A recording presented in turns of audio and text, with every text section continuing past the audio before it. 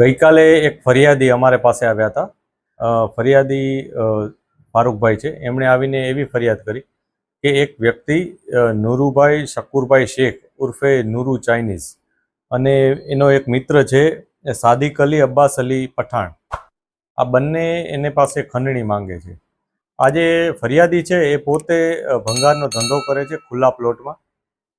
અગાઉ એણે ત્યાં નાનકડા શેડ્સ બનાવ્યા હતા પોતાના કામકાજ માટે. તો એ શેડ્સ આ જે નૂરુ ચાઇનીઝ છે એણે એસએમસીમાં અરજી કરી હતી અને શેડ્સ એના તોડાવી નાખ્યા હતા, જેથી જે ફરિયાદી હતા એ ખૂબ ગભરાઈ ગયા હતા, એને ઘણું નુકસાન પણ થયું હતું. પછી એણે આને બ્લેકમેલ કરવાનું શરૂ કર્યું અને એમ કીધું હતું કે તારે અમને 10 લાખ રૂપિયા આપવા પડશે. ફરિયાદીએ આ બાબતે ખૂબ જ એના સાથે રકઝક કરી કે ભાઈ મારી પાસે આવી કોઈ કેપેસિટી નથી, આવી રીતના હું આપી ન શકું, તમે ગેરકાયદેસર માંગણી કરો છો. ત્યારબાદ એણે એને ધમકી આપી હતી કે હું તારી તમામ ધંધો બંધ કરાવી દઈશ. ત્યારબાદ જે ફરિયાદી છે એણે પોતે પરમિશન પણ લઈ લીધી હતી. ફરિયાદીએ જણાવ્યું કે મારી પાસે પરમિશન છે. તો જે આરોપી છે નૂરુ ચાઇનીઝ એણે એવી ધમકીઓ આપી કે તારી પાસે પરમિશન હશે તો પણ હું અન્ય કોઈ પણ જાતની અરજીઓ કરી ખોટા ફોટા પાડી અને તને તને તારો જે વસ્તુઓ છે બધી તોડાવડાવી દઈશ, તારો ધંધો બંધ કરાવી દઈશ. એથી ફરિયાદી ખૂબ અકળાઈ ગયા હતા, મૂંઝવણ અનુભવતા હતા. એમણે પોલીસ સ્ટેશન આવી અને અમારો સંપર્ક કર્યો હતો. છેવટે અમે એમને જણાવ્યું હતું કે તમે ફરિયાદ આપી દો. જે ફરિયાદી હતા એવું જણાવે છે કે આ નૂરુ ચાઇનીઝે 10 લાખ પછી છેવટે એવું નક્કી કર્યું કે તારે મને 2 લાખ ડિપોઝિટ આપી દેવાની અને દર મહિને 20,000 રૂપિયા તારે મને એક રેગ્યુલર પેમેન્ટ રૂપે આપવા પડશે. આ પ્રકારનું એ લોકોનો જે વાર્તાલાપ હતો એ તમામ રેકોર્ડિંગ પોલીસ પાસે એમણે રજૂ કર્યા હતા અને ત્યારબાદ પોલીસે એમની ફરિયાદ લીધી હતી.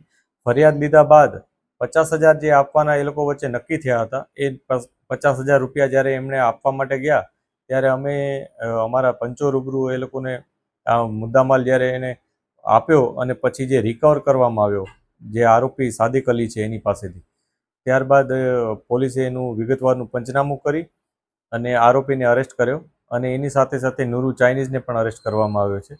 આ નૂરુ ચાઇનીઝ અગાઉ કેટલા લોકોને પરેશાન કર્યા છે, આવી રીતના અન્ય કયા લોકો પાસે ખંડણી માંગે છે અથવા ઘણા બધા લોકો પાસે પૈસા લીધા હશે, એ બાબતની અમે તપાસ કરી રહ્યા છીએ.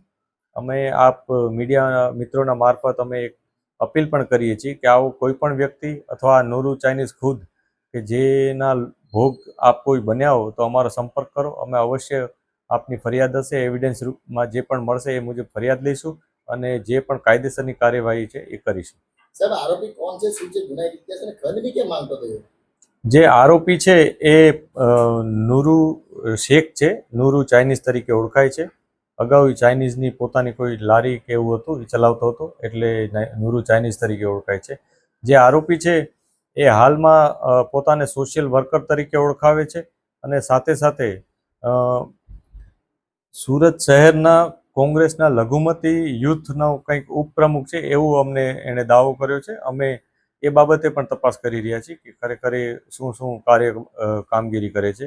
આ ઉપરાંત એનો જે મિત્ર છે સાદિક અલી, એ પહેલાં પોતાની દુકાન હતી એની જીન્સની ને એની, અત્યારે હાલ એ કોઈ કામ કરતો નથી.